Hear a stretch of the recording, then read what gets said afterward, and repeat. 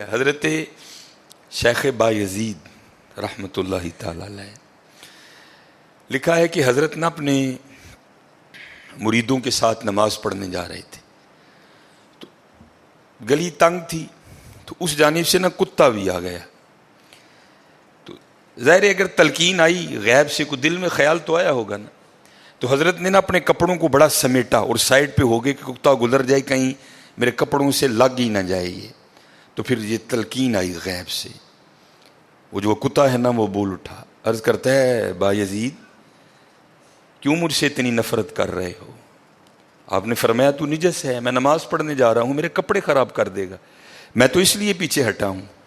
تو کتا آگے سے کہتا ہے حضرت اگر میں گیلا ہوں تو پھر نجس ہوں, پھر ناپاک ہوں, اگر خشک ہوں تو پھر تو میں ناپاک ہی نہیں, اگر آپ کے کپڑوں سے لگ بھی گیا تو کچھ نہیں ہوگا, اگر گیلا ہوں تو لگ گیا تو پھر آپ کے کپڑے ناپاک کروں گا.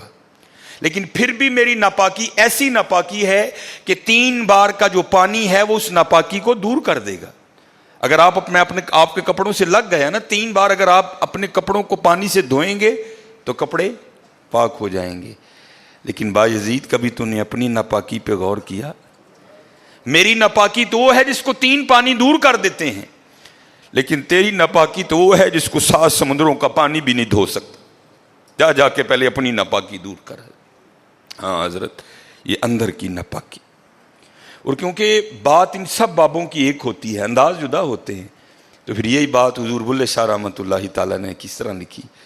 آپ فرماتے ہیں پھلاں دا تو عطر بنا, پھلاں دا تو عطر بنا, عطر دا پھر تو کڈ دریا, دریا وچ پھر تو ڈبکیاں لا. ذرا بات کی گہرائی تک جانا.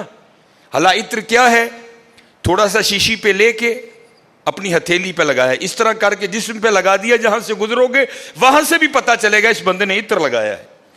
اگر تھوڑی امپورٹڈ شیشی ہے تھوڑا سا خود پہ سپرے کر لو, جہاں سے گزرو گے وہاں سے بھی پتا چلے گا کہ اس نے عطر لگایا. عطر تو اتنا سا بھی ہو تو وہ بو کو دور کر دیتا ہے, ختم کر دیتا ہے وہ.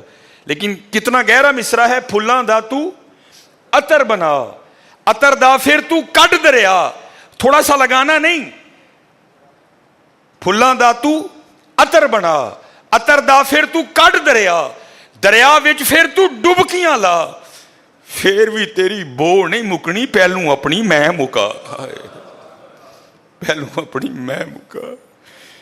انہوں نے تو بنایا تھا فقیر, چل تو آج تو بس ساڈا فقیر لے, لیکن یہ میں اس نے پھر موقع ضائع کر دیا.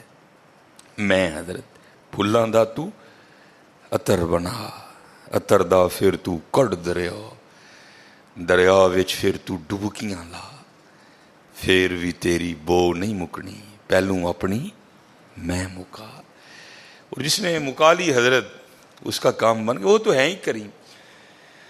ہاں, اور کتنے کریم ہیں میں آپ کو بتا نہیں سکتا حضرت. یہ ہفتے کی رات تھی, جو پچھلا ہفتہ گزر گیا ہے نا, جس طرح کل ہفتہ آئے گا, یہ بھٹر میں پروگرام تھا. تو پروگرام پہ گئے, وہاں سے مجھے آتے آتے نا تقریباً 12 بج گئے.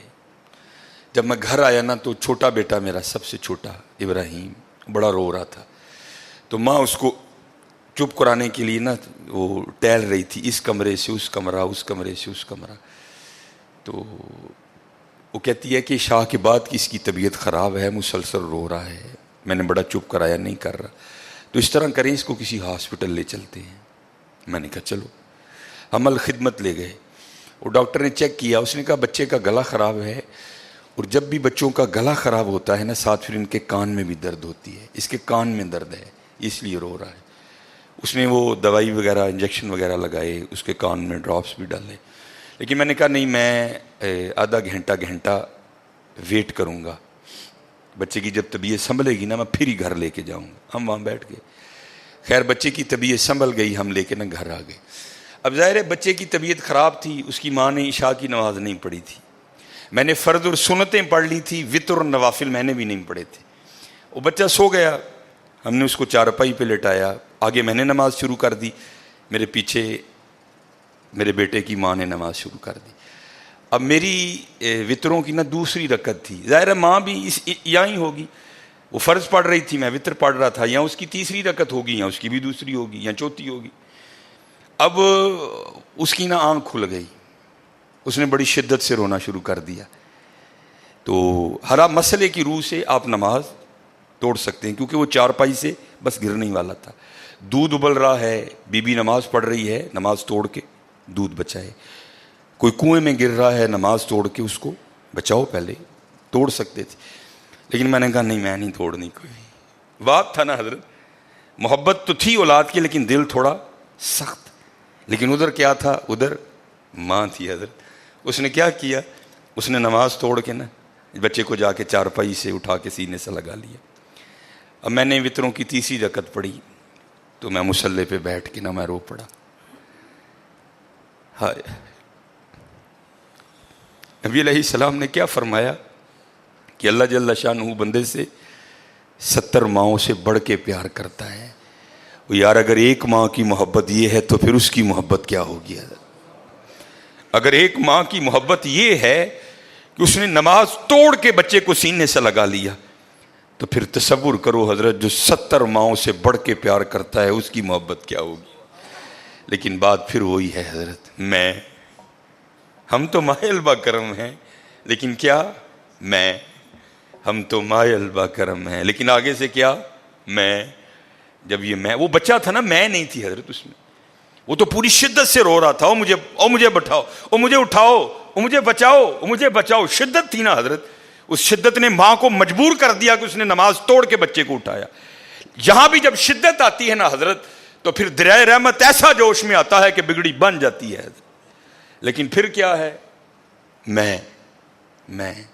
ہم تو مائل با کرم ہیں، کوئی سائل ہی نہیں.